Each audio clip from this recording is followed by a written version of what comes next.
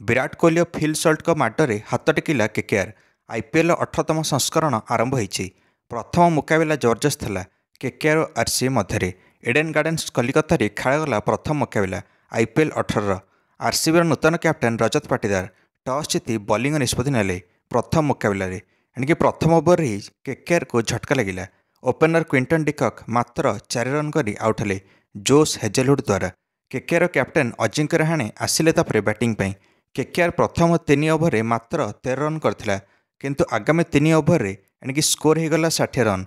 कारण अजिंक्य रहाणे प्रत्येक ओवर गोटे छक्का नले चौका लगौथिले।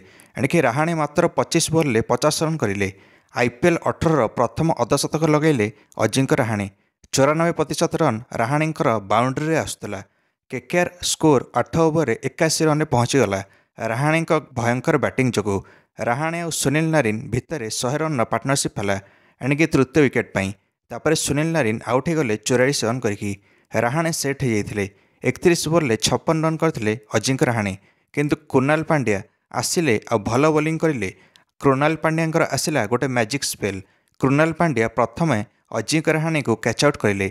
तापर कृणाल पांड्या एतिकी अटकी नथिले। स्पिनर पांड्या वेंकटेश अय्यर को बाउंसर बॉल फिंगिले। एणिकी बैटिंग करने आसथिबा वेंकटेश अय्यर आरंभ तो हेलमेट पिंधि नथिले, किंतु जो बाउंसर देखिले सेतबेले हेलमेट पिंधिकी आसिले। एणिकी वेंकटेश अय्यर को डरईदेले Krunal Pandya.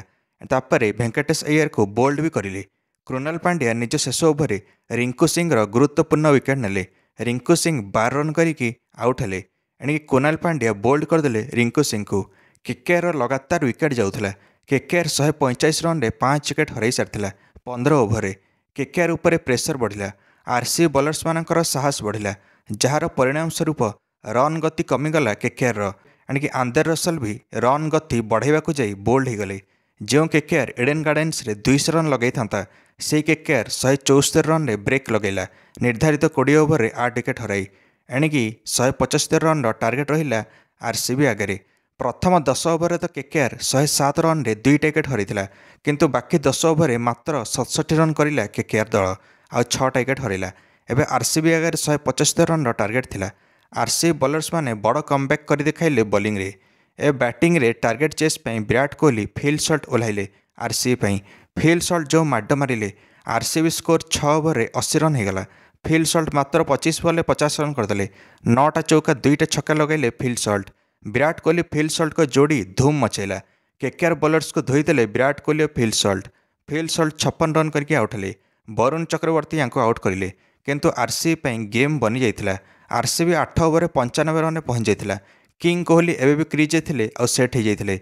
RCB 12 over 119 run करदेला और 2टा विकेट हरैला। कारण फिल सल्ट आउट होला परे देवदूत पडिक्कल आगामी विकेट उपर आउट हेले 10 रन करके। Captain Rajat Patidar आसिकी 6टा over 21 run कर पकाइले। एणिकी से भितर विराट कोहली निजर 50 रन भी करें। यह विराटर 55तम आईपीएल अर्धशतक थिला। पाटीदार 34 रन करके आउट हेले, किंतु विराट कोहली शेष पर्यंत रही मैच जिताइले आरसीबी को और नट आउट भी गले। आरसीबी 17 ओवर टार्गेट चेस करिला। किंग कोहली 59 रन कर नट आउट गले। आरसीबी 7टा विकेट मैच जितिला। प्लेयर ऑफ द मैच पाइने कृणाल पांड्या, जी गेम चेंजर थिले। निज 4 ओवर 29 रन देले और मिड ओवर विकेट नेले, सेटा भी 3टा गुरुत्वपूर्ण। आज डबल हेडर मुकाबला अच्छी।